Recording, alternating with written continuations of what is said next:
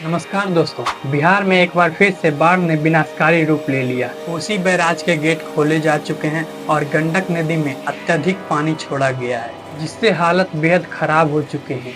हजारों लोग अपने घर से बेघर हो चुके हैं और हजारों गांवों का संपर्क बाकी दुनिया से टूट चुका है। ऐसा कहा जा रहा है कि यह बाढ़ पिछले 56 साल का रिकॉर्ड तोड़ चुकी है। तो आज हम इस बाढ़ का कारण, इसका असर और सबसे महत्वपूर्ण इससे बचने और इसे रोकने के लिए क्या किया जा सकता है समझेंगे। बिहार में सबसे बड़ा जल प्रलय देखने को मिल रहा है। ऐसा करती गंगा नदी सब कुछ लीन लेने को आमादा है। मंजर को देखकर किसी के भी रोंगटे खड़े हो जाएं।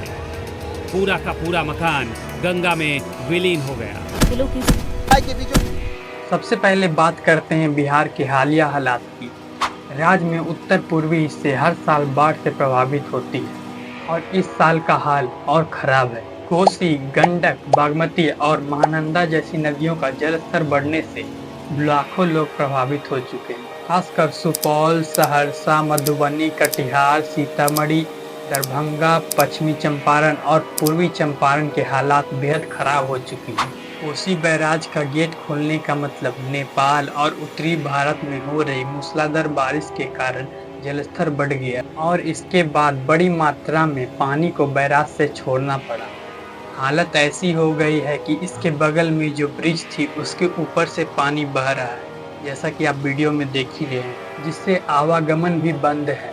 इसके साथ साथ गंडक नदी में भी अत्यधिक पानी छोड़े जाने से गंडक बेसिन वाले इलाके की स्थिति और भी बिगड़ गई है। इसके साथ साथ बागमती और महानंदा नदी भी अपने उफान पर है, जिससे गंगा नदी का भी जलस्तर बढ़ गया है और गंगा नदी के किनारे वाले इलाके भी इससे प्रभावित हो रहे हैं। एक रिपोर्ट के अनुसार बिहार में इस साल लगभग 15 लाख लोग बाढ़ से प्रभावित हो चुके हैं। हजारों लोग अपने घरों को छोड़कर राहत शिविरों में रह रहे हैं। बाढ़ के कारण सैकड़ों गांव जलमग्न हो चुके हैं और कई जगह पर सड़कें और रेल लाइन भी ध्वस्त हो चुके हैं। लोगों के घर पानी में बह चुके हैं और अब भी कई परिवार सुरक्षित स्थान पर पहुंचने की कोशिश कर रहे हैं। बिहार के कई इलाकों में बाढ़ इतनी तेज है कि गांव के गांव पानी में डूब चुके हैं। लोग अपनी जान बचाने के लिए छतों पर या फिर ऊंचे स्थानों पर शरण लेने के लिए मजबूर हैं। यहाँ तक कि कुछ स्थानों पर राहत सामग्री पहुँचाने में भी मुश्किल हो रही है, क्योंकि रास्ते जलमग्न हो चुके हैं। कोसी नदी, जिसे अक्सर बिहार का शोक कहा जाता है, यह हर साल अपने साथ बाढ़ लेकर आती है। इसका प्रवाह नेपाल से शुरू होता है और बिहार के सुपौल, सहरसा जैसे इलाकों से होकर बहती है। इसका इतिहास काफी विनाशकारी है, क्योंकि यह अक्सर अपनी धारा बदलती है और अपने आसपास के इलाकों में तबाही मचा देती है। गंडक नदी भी नेपाल से निकलकर बिहार में प्रवेश करती है।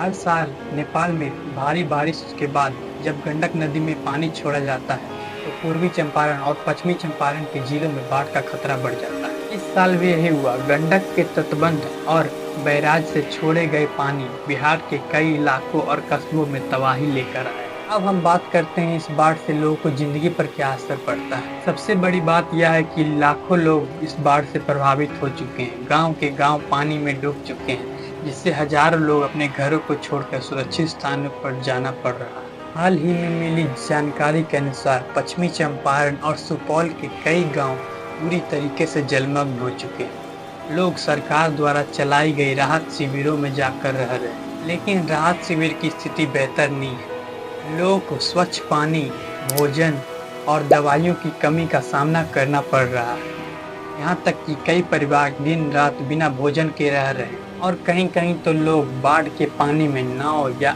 अस्थायी साधनों से सुरक्षित स्थानों पर पहुँचने की कोशिश कर रहे हैं। आप सोच कर देखिए, अगर आपके घर ऐसे पानी में बह जाती तो आपको क्या बीतती। सोचिए उन पर क्या बीतती हो। ऐसे ही कुछ क्लिप इंटरनेट पर वायरल हो रहे हैं, जिसमें लोग अपनी पीड़ा व्यक्त कर रहे हैं।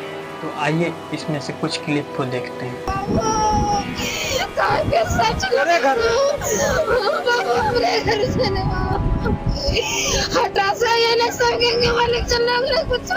कुछ स्थानों पर तो मृत पशु भी पानी में बह रहे हैं, जिससे बाढ़ के बाद महामारी फैलने का भी खतरा मंडरा रहा है। हर साल फसलें बर्बाद होने से किसान बड़ी आर्थिक तंगी में आ जाते हैं।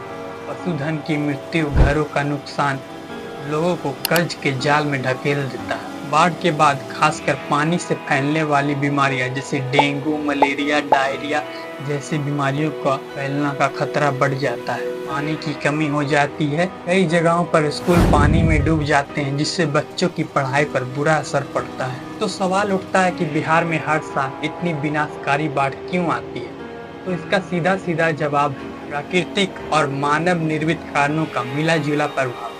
चलिए इसे थोड़ा विस्तार से समझते हैं। बिहार की नदियों का जल स्तर बढ़ने का सबसे प्रमुख कारण है नेपाल और उत्तरी भारत में होने वाली भारी मानसून बारिश। जब बारिश अधिक होती है तो नेपाल के पहाड़ियों से होकर पानी नदियों के द्वारा बिहार के मैदानी इलाके में आ जाते हैं। दूसरा कारण है कोसी और गंडक नदी पर बने तटबंध पुराने हो जाते हैं और इसकी मरम्मत पर ध्यान नहीं दिया जाता है। नतीजा, जब इनमें जलस्तर बढ़ता है तो ये तटबंध टूट जाते हैं और बाढ़ की स्थिति और भी गंभीर हो जाती है। अगला कारण है बदलते हुए जलवायु परिवर्तन के कारण बिहार में मानसून में तीव्रता और अनियमितता बढ़ गई है।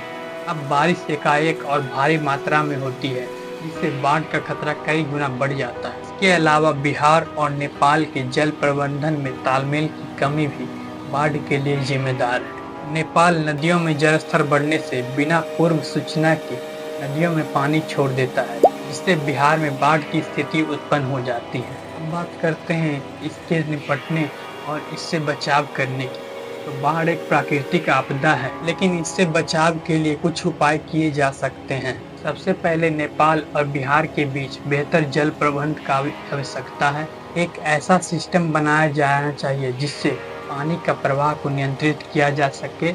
आपातकालीन स्थिति में जल्द से जल्द इससे प्रतिक्रिया दी जा सके। अगला उपाय है कोसी और गंडक जैसी नदियों के तटबंध को नियमित और मजबूत तरीके से बनाया जाए ताकि वहां जल स्तर बढ़ने से वह टूटे न।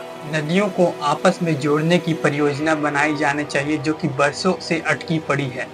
ये प्राथमिकता के आधार पर पूरी की जानी चाहिए। सूखे जगहों तक नहर परियोजनाएं बनानी जानी चाहिए ताकि नदी का अतिरिक्त पानी दूसरे जगह या फिर दूसरे नदी में डाइवर्ट किया जा सके।